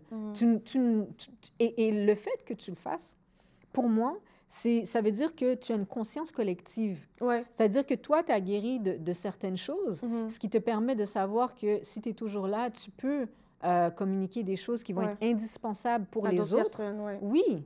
Et donc, moi c'est comme impératif que je dise que dans le cadre de ton parcours, c'est extrêmement historique parce qu'on a perdu beaucoup de survivantes. Oui, Je pense que c'est très important de le dire que beaucoup de survivantes ne sont plus là, soit parce qu'elles ont été assassinées ou soit parce que leur santé a été détériorée, elles sont décédées de par la détérioration de leur santé ou parce qu'elles se sont enlevées la vie parce que le sens de leur vie n'était plus cohérent pour leur humanité. Donc, on a perdu énormément de gens, sachant que la dénonciation et le dépôt de ces transgressions-là face au système de justice est extrêmement quasi impossible et que celles qui déposent, c'est-à-dire moins de 10% des cas d'agression et de transgression sont rapportés au système de justice, ben, oui, Caroline, tu es historique. Ça fait bizarre de me faire dire ça. Tu l'es pour moi et tu l'es sociologiquement. OK. Donc, reçois-le. Ouais. Tu l'es. Et puis, tu sais, moi, je suis heureuse de savoir que tu es une personne enracinée dans le terre-à-terre, mais j'ai aussi fait des études en sociologie qui me permettent de pouvoir cadrer la vie d'une personne dans une société donnée. Et ça, Caroline, comme c'est très important, en tout cas, si tu quittes cet entretien en sachant que c'est possible de ne pas avoir la grosse tête, mais de comprendre ce qu'on représente dans une société. Oui, je comprends. Et ce que tu représentes au sein du Québec, à ton âge, et surtout considérant le fait que tu es devenue une survivante mineure, c'est historique. D'autres personnes, malheureusement, n'ont pas pu avoir les circonstances de vie et les probabilités qui font en sorte qu'ils sont arrivés là. On a perdu des gens. Mais moi, je tiens à te célébrer, en fait, parce que c'est quelque chose qui n'est pas nommé. Oui, c'est vrai que c'est pas beaucoup nommé. C'est pas nommé. C'est beaucoup de travail, mine de rien. Là, comme... Ce livre, ça a pris 2 ans, puis ça m'a demandé beaucoup de courage d'écrire ça. Là. Beaucoup de courage. Je suis fière de l'avoir fait, mais c'est comme ça. C'était pas si facile que ça. Là. C'est ça. Ouais. Puis moi, je le sais. Moi, je le sais parce que je sais à quel point je me casse le dos pour créer des espaces pour le podcast. Je sais que quand je fais des demandes de financement et que je dis aux gens que je veux centrer la parole des survivantes de violences sexuelles, que même le gouvernement ne veut pas financer mon podcast. Donc, je sais que c'est quoi les priorités, où va le financement. Si le financement ne va pas vers moi, je ne sais pas où il va, parce qu'on fait un travail vraiment important. Donc, tu sais, dans le contexte du Québec, dans un contexte où il y a un déni total du racisme anti-noir, des racismes de façon générale, un déni total des conditions des femmes qui se détériorent même parce que de 2023 à 2024, on note une augmentation des féminicides au Québec. Donc, est-ce que c'est normal que de 2023 à 2024, avec autant de travail de conscientisation de la part de femmes comme toi, qu'il y ait plus de femmes qui meurent de 2023 à 2024? Non, ça veut dire qu'il y a un laisser-tomber politique. Ouais. Il y a un laisser-tomber politique, il y a un laisser-tomber de la part des gouvernements, des institutions et des communautés. Oui, des communautés aussi, puis des espaces militants aussi. Et des espaces militants. Parce qu'il y en a qui sont conscients de ce que tu viens de dire, mais qui font rien pour m'aider. C'est ça. Oui, ils sont conscients de ce que ça veut dire, être moi au Québec, mais ils m'aident pas. Oui. Il n'y a vraiment rien qui est fait pour m'aider. C'est ça. Ouais. Et ça, moi, je le refuse. Je refuse ça parce que je suis les statistiques à chaque année. Je regarde qu'est-ce qui se passe pour les femmes. Je regarde qu'est-ce qui se passe pour les jeunes enfants. Je regarde les statistiques sur le plan des transgressions sexuelles. Je regarde s'il y a une augmentation des présentations de dépôts de dossiers à la justice et tout ça. Mais les femmes sont muselées. Les femmes sont muselées et elles doivent s'offrir justice soi-même. Autrement. Oui, autrement, soi-même. Tout à fait. Et soi-même. Parce que si tu attends après les autres, il ne va rien se passer. Malheureusement. Ça ne devrait pas être comme ça, mais... Oui. Ouais.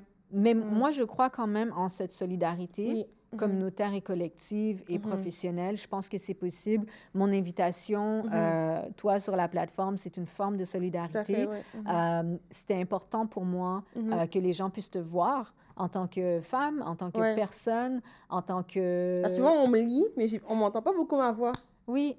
Ouais. Puis pour moi, tu restes une personne relativement introvertie. Non, je suis assez vocale, mais... Oui, mais dans le sens où... OK, est-ce que je peux parler de ma perception? Oui. Moi, je ne sais pas comment on me perçoit. Là. Oui, c'est-à-dire que vu que tu es très réfléchi dans ta réflexion, tu ne veux pas juste parler pour parler, puis ça se voit quand tu parles. Tu réfléchis à chaque mot que tu vas partager parce que tu fais très attention. Il y a des activistes et des personnes qui ont le même profil que toi et ils ont la parole très facile, puis on les entend plus parce qu'ils crient plus fort. Mais toi, tu as une façon d'avancer qui est comme, clairement, il y a des résultats à ton travail, là, et ta feuille de route est très longue. Mais il y a aussi le fait que quand tu prends la parole, tu peux être perçu comme une personne introvertie parce que tu réfléchis avant de parler, parce que tu ne fais pas dans le sensationnalisme, parce que tu n'essaies pas de juste, comment dire, te faire une place sur le coup fort. Moi, pour moi, c'est une perception d'introversion. Il y a comme une éthique en arrière quand je fais les choses, c'est ça. Ce qui fait que tu peux avoir l'air introverti. Oui. Mais moi, je suis pas introvertie. Je suis pas gênée, c'est juste que je réfléchis avant de dire... Parce que c'est un poids quand tu parles, puis ça rejoint des gens, il y a un impact. C'est ça. Tu vas dire n'importe quoi, genre. Oui, on s'entend. Mais cette réflexion et le fait que tu réfléchis avant, concrètement, juste dans le rapport de l'image là, de ta personne, ça peut donner l'impression que tu es introverti. Mais clairement, dans tes stories sur Instagram, je sais que... je suis pas introvertie. J'ai un fort caractère. Je sais que tu n'es pas introvertie. Mais je peux être perçue comme ça. Tu peux être perçue comme ça. Parce que moi, par exemple, je sais comment moi, je suis perçue. Oui. Et ça m'étonne toujours de voir que, tu sais, les gens, ils disent c'est une sauvage. Ah ouais, mon Dieu! Oui! Non. Wow. Mais parce que je vais au fond de ma réflexion politique. Ouais. Et quand je vais au fond de ma réflexion politique, il y a des gens que ça choque. Ouais. Il y a des gens au Québec... Mais même avant que je sois vocale, je choquais déjà les gens. T'existes, tu dis rien, ça choque. C'est fou, hein? Oui. Mais si tu te mets à parler puis à dire le fond de ta pensée... Ouais, là, c'est comme c'est too much. Ils sont comme, regardez-moi la sauvageonne. Puis je suis comme, non, tout comme Caroline, j'ai les diplômes et l'expertise qui prouvent que j'ai déjà livré tel projet, j'ai déjà fait ça. Et donc, ça veut dire que ma parole devrait être aussi importante que l'autre expertise blanche que vous amenez. Mais le fait d'être en sciences sociales aussi, les gens, ils ne considèrent pas les sciences sociales comme des vraies sciences. Comme des vraies sciences, alors qu'on mesure des vraies choses et on discute de vraies choses et que c'est des vrais êtres humains qui partagent leur expérience. Tout à fait. C'est pas nos opinions personnelles, là. Quand on dit qu'il y a une augmentation des féminicides au Québec de 2023 à 2024, c'est des faits factuels. Pourquoi est-ce que... Parce que c'est le corps des femmes, on veut pas le croire. On veut être comme, non, c'est leur opinion. Comme c'est pas notre opinion. Ça se passe vraiment. Ouais. Tu sais, puis quand tu arrives sur des plateaux ou dans des entrevues, tu sais, Caroline, tu n'as pas l'impression que les gens, quand tu parles, ils se disent que c'est juste ton opinion? Oui, mais je sais que c'est pas vrai. Comme tu vois, mon livre, dans le milieu littéraire, des fois, j'ai senti un peu, c'est pas de la littérature, c'est un truc militant. Fait que des fois, j'entends tout et son contraire à propos de moi. C'est comme si, mais c'est toujours pour dire, t'as pas d'affaires ici. Fait que, oui, ça peut être fatigant, mais pas que je suis habituée, mais je peux rien faire contre ça, genre. C'est ça le monde dans lequel on vit, malheureusement. Hein? Oui, on vit dans un monde qui nie vraiment la souffrance des femmes. Puis ça déteint sur notre travail parce que nous, on parle de notre souffrance, de nos souffrances et des souffrances des autres femmes. Puis peu importe, tu sais, puis pour moi, c'est ça qui est choquant quand je regarde ton parcours puis tous tes accomplissements, je suis comme, vous êtes en train de douter d'une Quand femme il doute, c'est insultant. qui a un doctorat, qui enseigne à l'université, Ouais. qui a son 2e livre de publication. En Vous train êtes- de faire. Ouais, oui, je veux dire, en train de publier son 2e livre. Mm. Vous êtes en train de douter du plus haut niveau Ouais. de compétences professionnelles qui existent. Ouais, Et j'avoue que ça m'étonne moi-même des fois qu'on doute. Mais c'est une confirmation de la haine des femmes. Oui, tout à fait. Puis même de d'autres femmes aussi. Oui. Ouais. Mais de la haine de ta personne, de ton travail et de toutes les femmes derrière nous, devant nous. De ce à qu'on côté. incarne. Exactement. Exactement. Ouais. Parce que, je veux dire, pour moi, c'est tellement clair. Ouais. Et c'est pour ça que je veux continuer à faire ce travail-là, parce qu'il faut marteler des vérités. Moi, je m'en fous de la perception, c'est-à-dire, si les gens me perçoivent comme une sauvage, me perçoivent comme...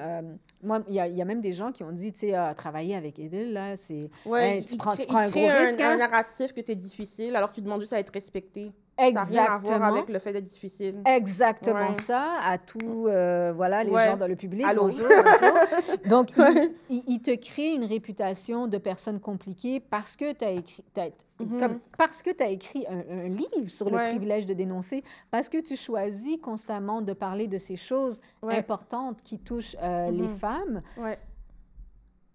Tu finis avec une réputation, je finis avec une réputation de personne compliquée, de personne qui n'est pas lucide. Puis je trouve que à la fin, ça donne sens à notre travail. C'est-à-dire, moi, personnellement, vous pouvez continuer à répandre ces rumeurs et à dire ces choses et à comprendre ces choses-là comme ça. Moi, ça fait juste confirmer que mon travail se doit de continuer. Oui, exactement. Se doit de continuer à la vie, à la mort. Il se doit de continuer. Et que je dois continuer à inviter d'autres femmes pour venir parler de leur expertise, de leur travail, de leur parcours. Et Caroline, si, parce qu'on arrive vers la fin. Ah, déjà, mon Dieu. On arrive vers la fin. Ça passe vite? Oui, mais on a encore quelques minutes, n'est-ce pas? N'est-ce pas? Ouais. Je regarde la personne derrière la caméra qui me fait des grimaces. Ouais. On a encore un petit 10 minutes, n'est-ce pas? Merci. Merci. Donc, tu sais, Caroline, moi, je sais pas, je passerai l'entrevue complète à te remercier. Parce que vraiment, non, je passerai l'entrevue complète à te remercier parce que tu fais ce travail-là, puis j'ai vraiment l'énergie de ta personne que tu le fais sans prétention. Et pour moi, c'est très important sur le plan éthique, en sciences sociales, sciences politiques, anthropologie, travail social. C'est très important professionnellement, une posture éthique qui relève d'aucune prétention dans ce qu'on sait. C'est-à-dire que moi, j'ai toujours eu l'impression, en parlant avec toi, que à n'importe quel moment, tu demandes à être contredite, en fait. Oui, c'est tout comme, à fait. moi, j'aimerais avoir tort dans ce que je Et dis. même quand j'enseigne, au début, je dis à mes étudiants de ne pas être d'accord avec ce que je dis dans le cours. Certains aspects, puis tout, ça ne me dérange pas. On est là pour réfléchir, c'est pas pour être d'accord avec tout ce que je dis. Puis au-delà de ne pas être d'accord avec toi, mais c'est que, comme moi, je ne demande que ça, d'avoir tort dans mes affirmations qui concernent les femmes qui sont maltraitées. J'aimerais vraiment qu'on me prouve par A plus B que j'ai tort. Je veux avoir tort, parce que si j'ai tort, ça veut dire que ça va mieux pour les femmes. Exactement. Tout ce que je rapporte, que je mets sur la table, c'est des conclusions dévastatrices pour les femmes. C'est vraiment des conclusions dévastatrices. Donc, moi, je veux avoir tort. Tous les jours, je demande à avoir tort. Mais le rapport et l'énergie que je sens de ta personne, c'est aussi ça. C'est que tu es comme... Oui, les conclusions sont horribles, mais j'aimerais être contredite. Oui, tout à fait. J'aimerais qu'on me dise que, tu sais, j'ai tort. Et donc, il y a cette ouverture dans l'apprentissage collectivement de ce travail qu'on fait ensemble. Il y a une compréhension que, comme, tu vas continuer à faire ce travail-là, peu importe quoi, et que tu le fais accompagner. En tout cas, moi, je suis avec toi. Hein. Je suis avec toi. Il y en a d'autres qui sont avec moi, mais ce n'est pas ceux que j'aurais pensé. On va dire ça comme ça. Oui, et puis mais au moins, il y a des gens. Oui, oui. Et moi, comme virtuellement, je veux dire, et de toutes les façons possibles que je peux, je suis avec toi pour parler de ton 2e livre. Tu peux revenir encore. Ça serait cool. C'est cool parce que, tu sais, il y a quand même eu des gens qui ont fait des chroniques sur mon livre à des émissions que j'ai jamais été invitée pour en parler moi-même. Fait que je vois ces petits gestes-là de solidarité parce qu'ils savent que je suis là. Pourquoi tu ne m'invites pas pour en parler moi-même? Mais il y en a qui le font pour moi parce que, comme, on ne m'invite pas. Fait que Fait que c'est quand même apprécié ce genre de geste-là. Fait que c'est pas dans ma tête. Je pense qu'on va beaucoup à voir comme ce que ça veut dire d'être moi dans une société comme la nôtre. Oui, mais moi, je tenais à ce que tu viennes parler de ton livre toi-même. Je tenais à te donner le max de temps pour le faire. Je tenais à te dire que comme ce travail-là, même si tu le fais des fois avec l'impression que c'est juste un dénigrement puis une non-reconnaissance, moi, je reconnais la valeur de ton travail, je reconnais tout ce que tu fais et ça a eu un impact sur mon parcours professionnel. Sur d'autres femmes aussi. Et sur ma personne, oui, et sur plein d'autres femmes. Et c'est ça l'objectif ultime. Oui, tout à fait, exactement. Moi, quand je fais mon travail, quand Pierre-Jean-Jacques, là, sur le côté, n'est pas content, moi, je reçois plein de messages venant de femmes qui me disent qu'elles sont très heureuses de savoir que je fais ce travail. Oui, que je fais ce travail. Donc, moi, tu as le même effet sur moi.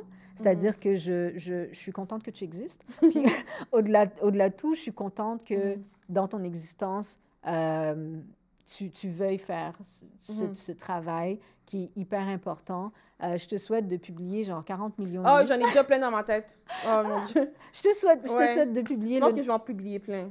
Le nombre de livres que tu veux, jusqu'à ce que tu puisses plus écrire.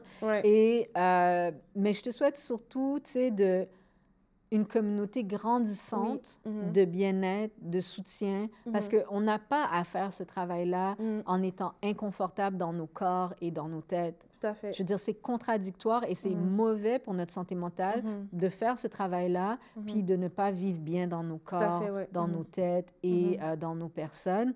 Je dirais que c'est même, il ne faut pas faire ce travail-là en vivant dans une dissonance en tant que femme noire. Moi, c'est mon objectif du tous les jours. C'est-à-dire que quand je fais ce travail, tous les jours, je me fais du bien. Oui. Tous les jours, je me pose la question. J'achète des petites boucles d'oreilles à clip tout le temps, là, mais bon. T'aimes les boucles d'oreilles à clip? Ouais, à clip, j'ai pas les oreilles percées. Fait que chaque fois que j'ai une paye, j'achète... Okay, j'en ai beaucoup, là, mais c'est peut-être un petit, comme on dit, plaisir coupable, là, mais bon. Oui, oui. Moi, par exemple, j'aime les lip gloss. Ouais, le maquillage aussi. Oui, je m'achète un lip gloss que j'aime de temps à autre. Je mange des choses que j'aime manger. Si vous avez écouté l'épisode 12... le poisson? Écoutez. Tout le monde me parle du poisson depuis que l'épisode... Il faut écouter l'épisode... Si vous voulez comprendre c'est quoi l'histoire du poisson, il faut écouter l'épisode 12. Is dating in Montreal the ghetto? Oh my God, Comme, is it the ghetto? It's the ghetto. It's the ghetto. On a une confirmation de Caroline. Oh my God, ouais. Et des deux autres femmes aussi qui étaient sur le podcast. Épisode 12. Allez écouter ça. Je parle de mes dates horrifiques. Je suis allée manger dans un restaurant et puis le gars, il voulait pas payer pour le poisson que moi, je voulais manger. Et j'aurais pu payer pour mon propre poisson, mais bref, c'est lui qui m'a invitée. On va pas retourner dans cette histoire. Mais... Tout ça pour dire que, déception totale, Caroline a écouté, je suis très contente. Ouais, le poisson. Non, catastrophique. Vraiment, il ne voulait pas que je jouisse de ma vie, mais c'est pas grave. Collectivement, il y a quelques Haïtiens qui m'ont dit, on va compenser pour... On va compenser. Rudy, derrière la caméra, il m'a promis qu'il allait compenser pour son frère qui a échappé la balle. Le partenaire qui n'a pas payé le poisson. Il a dit qu'il allait ramasser la balle perdue de son frère haïtien qui m'a invité et qui n'a pas voulu payer pour le poisson. Bref, écoutez l'épisode 12 si vous voulez comprendre et bien rigoler. Oui, le contexte. Rudy, derrière la caméra, là, j'attends mon poisson. N'est-ce pas? Merci. Merci. Donc, tout ça pour dire que, vraiment, Caroline, je suis vraiment grateful, je suis reconnaissante que tu sois venue. Tu es une personne, tu es ancrée dans une humilité incroyable pour tout ce que tu représentes et pour toute l'intelligence que tu as. Il y a beaucoup de gens qui accumulent tes accomplissements et qui ont une tête qui ne traverse pas les portes. Voir ça, C'est ça. Et toi, je dis, je peux pas devenir ça, c'est pas beau. J'ai un respect pour toi qui relève pas simplement de ton CV et du fait que tu enseignes à l'université et que tu vas avoir un doctorat. C'est pas ça, moi qui m'importe quand je rencontre les gens. C'est la nature de leur personne, la façon dont ils comprennent ce travail qui se doit d'être ancré dans « on se regarde ». Est-ce que tu es sur un panel puis la personne à côté de toi a l'air complètement déprimée? Moi, tu sais, je veux dire, il faut qu'on se regarde. Puis j'ai toujours eu l'impression que tu regardais les gens, en fait. Oui, parce que moi, je sais c'est quoi de ne pas être écoutée, d'être pas vue. Fait que quand les gens me parlent, je suis là. Genre, j'ai pas mon cellulaire. Des fois, je perds la notion du temps. J'ai un rendez-vous, on me dit, ah oui, t'avais un rendez-vous, parce que j'écoute vraiment les gens quand ils me parlent. Oui, Tout oui, le monde qui me oui, parle, j'écoute. oui. Ouais. Et ça se sent, Ouais. Puis je Caroline. me rappelle des choses que j'en dis aussi. Des fois, Oui, ça fait longtemps, ils s'en rappellent. Genre. oui, Ouais. oui. Mhm. Et puis, je veux juste te dire Mhm. que en communauté, professionnellement, Mhm. en tant que femme, sur la ligne de front avec toi, Mhm. I see you. Pas juste que je te vois, mais j'ai vraiment un respect pour ton travail. Je pense que dans tous les espaces où tu vas, tu devrais laisser l'humilité à la porte Mhm. et juste être toi-même. Ouais, mais j'ai Et pas le choix de toute façon. Sinon, je y a- serais pas là. mais qui t'arrive à la cheville, genre dans le concret. Mhm. Mais je dis ça, je dis Ouais. ça avec... Mais c'est drôle que tu dis ça parce que des fois, tu sais, quand tu parlais de doute tantôt, des fois, il y a des femmes qui me parlaient, là, comme si. Ben, même mes parents, quand j'étais enfant, me parlaient pas comme ça, là. Comme si je suis pas capable de réfléchir tout seul. Puis tu sais que la personne n'a pas ton niveau en plus, là. Fait que des fois, t'es comme. C'est choquant. Ouais, c'est comme. Comment tu vois les personnes noires? C'est que c'est un peu bizarre. Oui, Ouais. oui, oui, Ils oui, savent ton parcours, puis ils continuent à douter que t'es capable de réfléchir à tel truc, puis c'est un truc de base. Genre, oui, c'est comme. oui. Puis c'est assez Ouais, déstabilisant. c'est comme. C'est C'est des- insultant un peu. Oui, aujourd'hui, Ouais. moi, heureusement, comme Mhm. vu que j'ai 39 ans, Ouais. aujourd'hui, comme je ramasse ces personnes-là vraiment correctement, Ouais. professionnellement, Ou fais juste couper les ponts et tout. Ouais. Non, mais des fois, tu dois faire affaire avec eux. Ouais. Donc, tu sais, Mhm. je les ramasse correctement parce que you're gonna put some respect on my name. Exactement. Genre, Ouais. you're gonna put Ouais. some respect on my name. Et puis, la majorité de ces gens-là, non. Ils n'ont pas accompli ce qu'on a Caroline. accompli. Puis ils te parlent comme ça, t'es comme. C'est pour ça que je te dis, Ouais. au Québec, dans tous les espaces où tu vas, Mhm. je suis désolée, on laisse l'humilité à la porte. Moi, je Mhm. laisse l'humilité à la porte. Il y a beaucoup de gens qui m'ont dit hein, que j'étais très arrogante et tout ça. Mhm. Je dis non, je ne suis pas arrogante. C'est le niveau de la ceinture. Si tu ne Exactement. peux pas taper ce niveau de ceinture-là, tu vas t'asseoir dans un coin, tu bois du thé, Ouais. tu restes tranquille. Et tu prends Donc- des notes. Et Ouais. tu prends des notes. Mhm. Donc, tu sais, moi, je le dis à toi parce Mhm. qu'à 30 ans, à 29 ans, à 31 ans, moi, j'avais besoin qu'on me le dise. Mhm. C'est pas de façon condescendante que je te dis ça, mais c'est vraiment pour te dire que au Québec, il n'y a pas grand monde qui t'arrive à la cheville. Quand tu arrives en entrevue dans des espaces, quand tu enseignes, quand tu discutes avec les gens, moi, je regarde les gens dans les yeux, comme disent les Haïtiens, yeux sèches, Ouais. comme est-ce qu'on se connaît? Ouais. On se connaît? Est-ce qu'on se Mhm. connaît? Donc, tu sais, moi, je le fais. Je le Mhm. fais parce qu'à un certain moment donné, il faut que ça arrête, là. Ouais. Moi, je n'ai pas étudié, je n'ai pas fait tout ça, je n'ai pas fait toutes ces choses-là pour qu'on me regarde tout le temps comme si Ouais, comme si t'étais rien. je viens de graduer de la 6e année. Ouais. Tu sais, Je comprends. puis Ouais. donc, à un certain moment donné, cette énergie-là doit sortir. Les Ouais. gens, il faut sortir les dents. Ouais. Puis il faut dire aux gens, écoute, tu m'as invité sur ta plateforme, tu vas me laisser parler. Exactement. Je veux dire, Ouais. moi, c'est cette énergie-là que j'ai maintenant. Mhm. Puis je sais que c'est épuisant. Ouais, mais t'as pas le choix. C'est épuisant T'as en pas tant le que femme choix. noire. C'est vraiment très épuisant parce que la majorité des gens arrivent, ils n'ont pas besoin de pousser comme ça. Exactement, tout Ils à n'ont pas fait. besoin de se protéger comme ça. Ouais. Mais Caroline, sache que tu as une alliée en moi. Moi, je suis impressionnée, en admiration avec ton niveau de persévérance et de compréhension de, je veux dire, you have your eyes on the prize, Mhm. comme tu sais où tu veux Ouais, aller. exactement. Puis ça se voit que tu es comme, il y a des embûches, mais tu continues d'avancer. Ouais. Et c'est quelque chose que je peux juste te dire, chapeau, et tu ne marches pas seul là-dedans. Mhm. Et c'est important d'avoir des réflexes et moi j'appelle ça des rituels collectifs de bien-être. Ouais.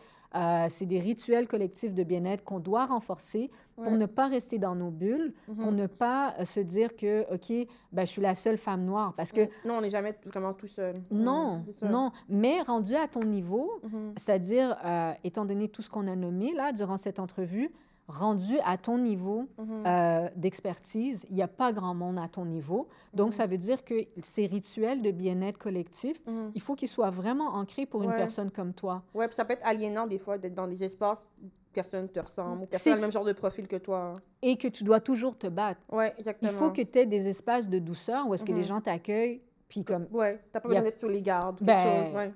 Il faut que ça soit aussi normal pour toi. Tout à fait, ouais, Et c'est donc- vrai. Ouais. Et donc, tu sais, moi, c'est ce que je fais. Parce que pour arriver devant un podcast puis être dans la douceur, moi, j'aime la douceur. Oui, moi aussi. Moi, j'aime la douceur, comme Ouais. même si je dois me battre tous les jours, là, en réalité, dans mon âme et conscience, j'aime la douceur. Tout à fait, moi aussi. Et donc, à partir de là, je fais exprès pour me créer des espaces de douceur avec des gens qui sont capables de créer ça avec moi. Mais il faut que je sois dans ces espaces de douceur-là pour ma propre humanité, pour retourner dans des espaces aigres où est-ce que je me bats.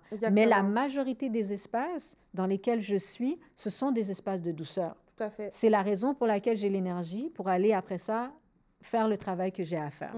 Donc, Caroline, si je dois te donner les derniers mots de cette magnifique conversation. Oh my God.